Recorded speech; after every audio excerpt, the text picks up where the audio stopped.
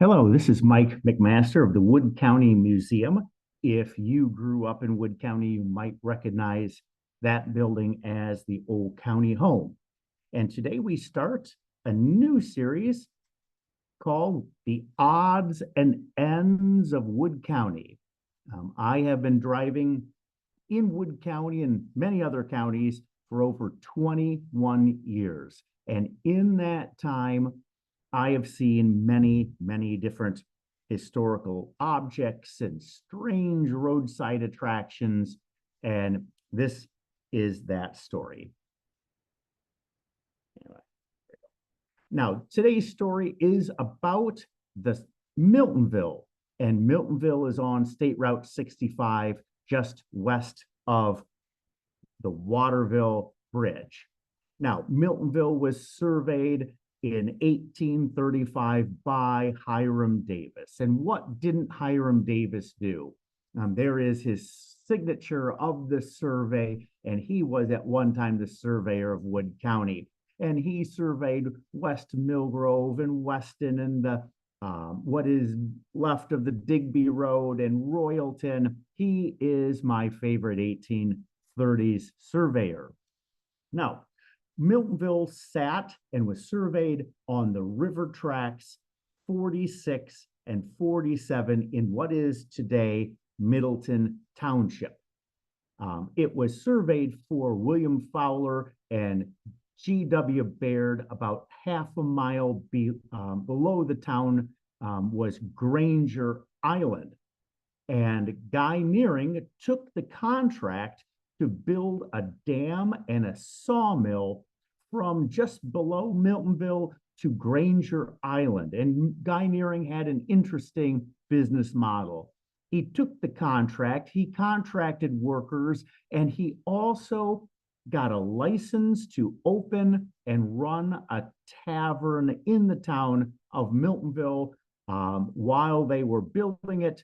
And it was affectionately known as Uncle Guy's house.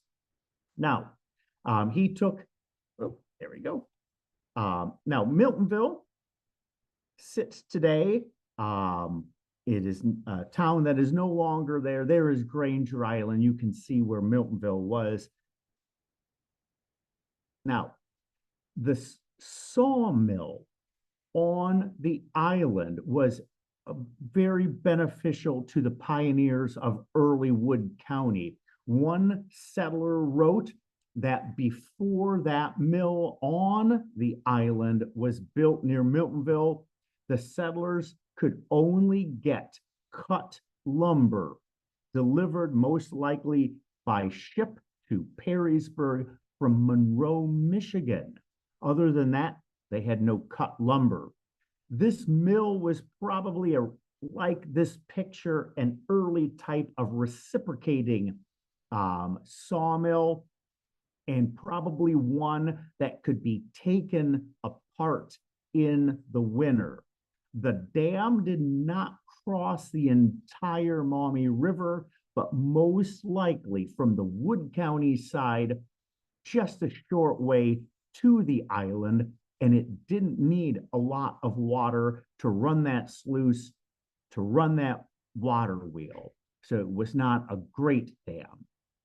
Now, also in Miltonville was a rope ferry similar to this. This is not the exact rope ferry that was in Miltonville, but Johnson White was the rope ferryman. The water today at Miltonville isn't very deep, but we only know the Maumee River from the Grand Rapids Dam to the lake, from Grand Rapids Dam to the Independence Dam in Defiance, and so on. The river has changed its depth and how fast it runs, and this was built, the rope ferry, before any bridges in the Maumee River. Now, the postmaster was appointed, and that was Epaphroditus Foote in 1835, and there is his name written in the post office records. There's Miltonville, and you can see there's Gilead too, which would have become Grand Rapids.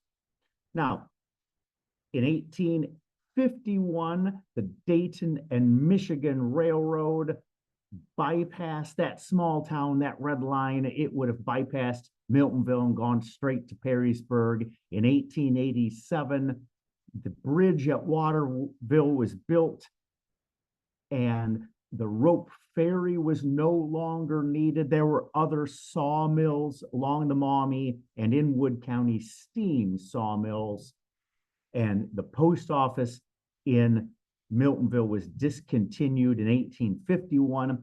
It ran for a short amount of time during the Civil War, and there were no postmasters appointed after William Ewing in 1852, and that was the end of Miltonville. But that was not the end of this story. This story is about why do we know so much about Miltonville. On the left, there is the Miltonville historical marker. And what do all these people, Guy Nearing, Johnson White, Epaphroditus Foote, have in common? They have in common one person, and that is Charles Evers. We remember Charles Evers as the newspaper man of Wood County.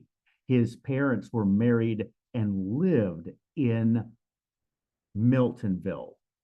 And together with Joel Foote, the man on the right, late in their lives, they started the Pioneer Historical Association. And Charles Evers was a storyteller and wrote the early pioneer accounts along with Joel Foote. And they wrote about what they knew the most about, and that was Miltonville. Now, Charles Evers supposedly wrote the first 11 chapters in the Beers book, the historical record of Wood County. He also wrote early pioneer accounts in his newspaper, the Sentinel of Bowling Green, interviews with the early pioneers of Wood County. And he wrote them in a book called The Pioneer Scrapbook of Wood County, is how we know it today. Now, people like Guy Nearing would have died when Charles Evers was about 3 years old. But Charles Evers' neighbor when he was growing up was the son of Guy Nearing, Neptune Nearing. He must have been a good listener as a boy, and when his newspaper days, he wrote these accounts. Now, there is a sign in Miltonville on State Route 65. It is not that sign right there, but it is this sign in the Miltonville Fishing Access. And if we look, there's the front and the back. It talks about river tracks 46 and 47 and how they were surveyed. It talks about who the town was surveyed for, much information about the surveying and laying out and the history of Miltonville. Now, if we look closer, we go back. The sign says it was erected in 1959 by the Wood County Historical Society. But in 1959, the museum was the old county home. That is the county home in 1959. So who put this sign up? Well, today, like I said, it sits in Ohio Department of Natural Resources ODNR property. And they have assured me that it is not their sign. And if we look closer at the sign, it says the Anthony Wayne Parkway Commission. And there is the sign. Growing up in Napoleon, Ohio, as a boy, we would drive Old 24 along the river, and you would see little blue and white signs that said Anthony Wayne Parkway, and Old 24 and parts of State Route 65 were part of this Parkway Trail. Now, the Anthony Wayne Parkway Board was created by the Ohio General Assembly before my time in 1947 to create a unified system of parks and historical markers and historical shrines. And on the left is a little postcard that shows the Anthony Wayne Parkway Trail going north from Cincinnati on State Route 127, connecting in Defiance, Ohio, past my hometown of Napoleon and going to Maumee and Toledo, and also other parts of Wood County as well. Now, in a map showing Wood and Lucas County, April 1955, the Anthony Wayne Parkway Board counted 6 signs and 3 parks in Wood County. Circled at the bottom, number 2, I'm not sure what that is, and number 1, number 7 and 6 up at the Maumee River, those were most likely the Indian Mission School, Anthony Wayne's crossing near Perrysburg. At the far west end of Wood County shows parks and signs in Grand Rapids. Now, who owns these signs? This is the twilight zone of historical markers. And in my job at the museum, I run into this problem occasionally. The state of Ohio markers that we see today that are brown and gold and cut in bronze into the shape of Ohio are neither owned nor maintained nor replaced by the state of Ohio. Now, another historical marker that we might have seen on State Route 65 was the Maumee Indian Mission School. And it was founded by the Presbyterian Church in 1822. We might remember it on a large blind curve in the state right-of-way on 65. This sign in recent years was run over by a car and damaged. So how do you save a historical sign? Who put this sign up? But the Ohio Revolutionary Memorial Commission of 1930. There is no Ohio Revolutionary Memorial Commission to this very day. You cannot call Columbus, Ohio, and ask for the Ohio Revolutionary Memorial Commission. They don't know what you're talking about. Ohio Department of Transportation, ODOT, they don't know this sign is there, but they do know it's in their right of way. Now, when this sign was damaged, I contacted my friends at ODOT, the Wood County Park District, the nice fellows at the Middleton Township. I conferred with the people where I work with the Wood County Museum. I talked to the Wood County commissioners, the Wood County engineers, and we all determined who is going to do the work to save the Maumee Indian Mission sign, but the Boy Scouts. I found a willing Boy Scout who could do this work for free, which we all could agree upon. And they moved the Maumee Indian Mission sign with a new frame.